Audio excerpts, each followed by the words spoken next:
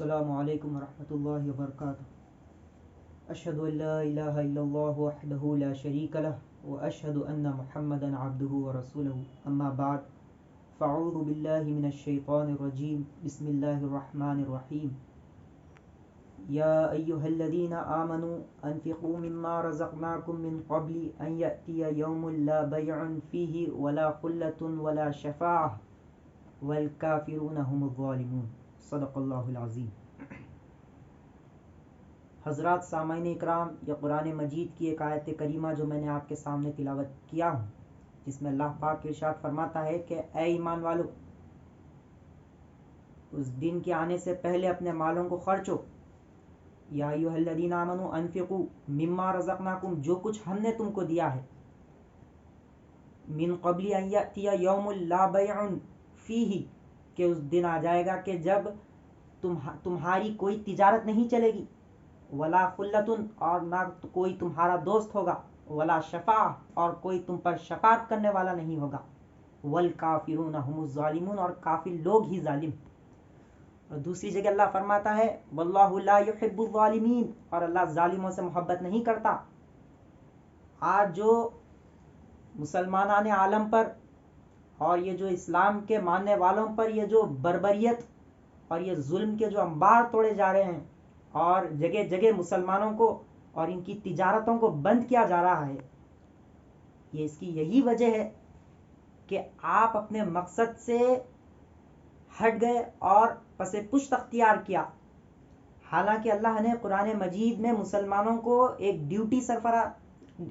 Duty دی ہے اور اس پر ان کو سرفراز کیا ہے، اور اللہ فرما رہا ہے کہ اگر تم یہ کام نہیں کریں گے تو یہ کافر لوگ، اگر آپ ان کے ساتھ رہ جائیں گے اور ان کے ساتھ مل جائیں گے اور ان کے ہو کر رہ جائیں گے، یہ نہیں ہو سکتا۔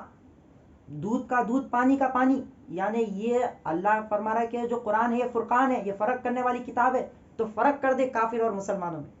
اور اگر آپ ان کو اسلام کی دعوت نہیں دیں گے، اگر روگردانی اختیار کریں گے اگر آپ، تو یاد رکھو کہ یہی کافر لوگ آپ کی تجارتیں بند کریں گے، اور جو آپ سمجھتے تھے کہ جو مغربی تہذیب ہے یا یہ جو یورپ ہے، یہ ویسٹرن کلچر ہے، ان کے زندگی کو جو آپ نے فوقیت دی ہے اپنے دین اسلام کی زندگی پر، اور آپ نے ان کو اپنا دوست سمجھا، ان کو اپنا رہنما سمجھا، ان کو اپنا قائد سمجھا، آج یہ تمہارے دشمن بنے ہوئے ہیں۔ یہ چاہ رہے ہیں کہ دین اسلام کے نام کو مٹائے تمہاری تجارتیں۔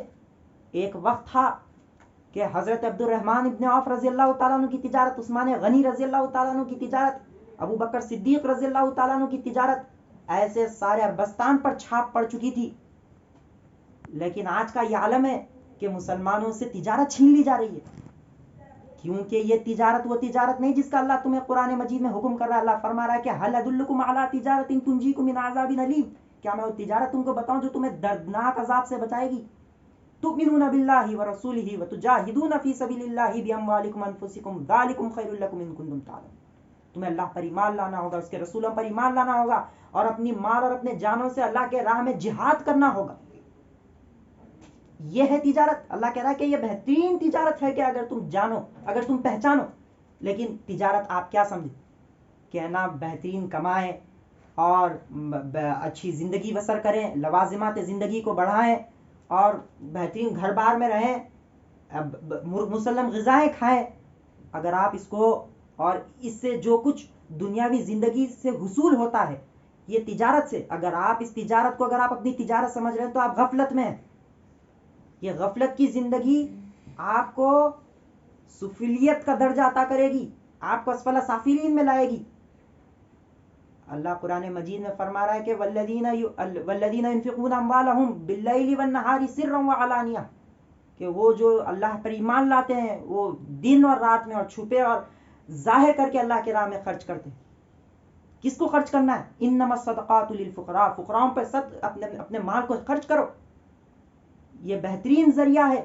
وہ فقیر جو چاہتے ہیں کہ اللہ کا دین ادیان عالم پر غالب ہو، جو احکام خداوندی کو نافذ کرنے کا چاہتے ہیں، اور جو چاہتے ہیں کہ اس خطے زمین پر جس کو اللہ نے بنایا ہے اور اس آسمان کے نیچے زمین کے اوپر اللہ کے حکم کو نافذ کرے، قرآن مجید کے دستور کو نافذ کرے، وہ جو یہ کام کو لے کے آگے بڑھتے ہیں، انما الصدقات للفقراء، ایسے فقراؤں کو تم صدقہ دو۔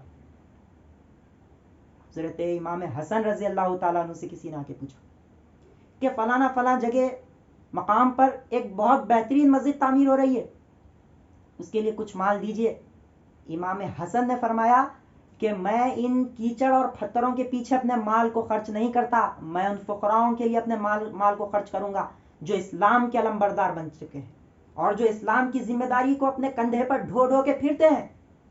آج سینکڑوں مسجدیں ہیں، سینکڑوں مدرسے ہیں، کیا وجہ ہے کہ اسلام کا غلبہ نہیں ہوتا؟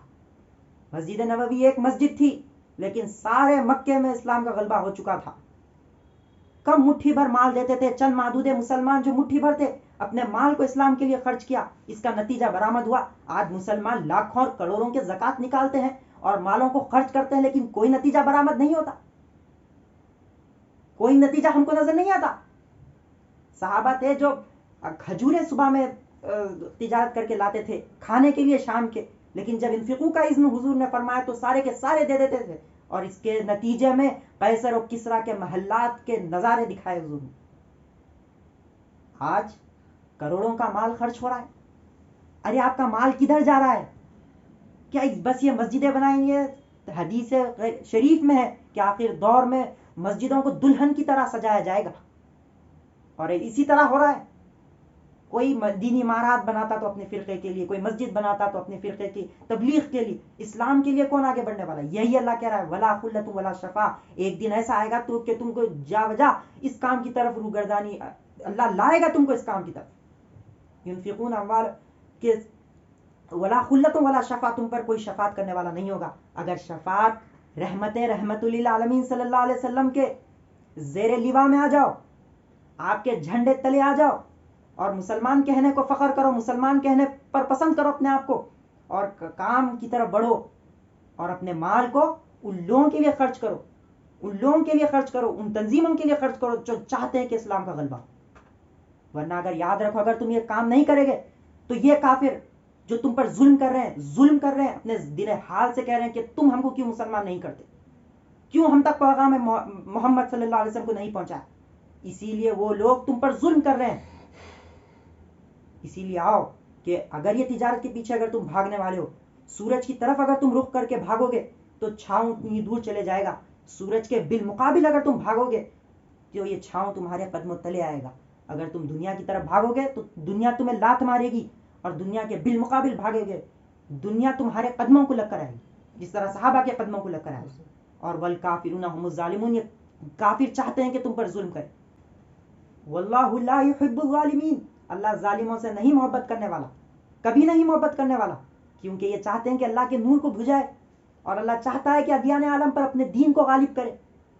ارے اس سورج اسلام کو، عالم تاب اور اس آفتاب عالم کو دنیا بھر میں رونما کرنے کے لیے مسلمانوں کو بھیجا گیا، اور اگر آپ اس کے پیچھے پڑیں گے، یہ دنیا کے پیچھے پڑیں گے، یہ تجارتوں کے پیچھے پڑیں گے، تو یاد رکھو تم ویسٹرن کلچر کو اپنا امام بنائے، تم یورپ کو اپنا امام بنائے۔ آج وہی یورپ ہے جو فلسطین میں مسلمانوں کو کاٹ رہی ہے، یہی یورپ ہے جس نے ایران عراق پہ مسلمانوں کو کئی ہزار سال تک ظلم کیا، یہی یورپ ہے جس نے شام میں مسلمانوں پر ظلم کیا، برما میں مسلمانوں پر ظلم کیا، اور چین میں مسلمانوں پر ظلم ہو رہا ہے۔ ان پر تم وہ کرے اور تم لندن جانے کی تمنا کرتے ہو، ہانگ کانگ جانے کی تمنا کرتے ہو، یہی تمہارے دشمن بنے ہوئے، یہی تمہاری مال اور جانوں کو نقصان پہنچانا چاہتے ہیں۔ بہتری اسی میں ہے کہ اس کام سے منہ پھیر لو، اور اس فرض اولین اور یہ مسلمانوں کا جو فرض اول ہے تبلیغ اسلام کے کام کو، واعتصموا بحبل اللہ جميعا ولا تفرقوا، اللہ کی رسی کو مضبوطی سے تھامے رہو اور تفرقہ بازی میں مت بڑھو۔ وآخر دعوانا ان الحمد للہ رب العالمین۔ السلام علیکم ورحمۃ اللہ وبرکاتہ۔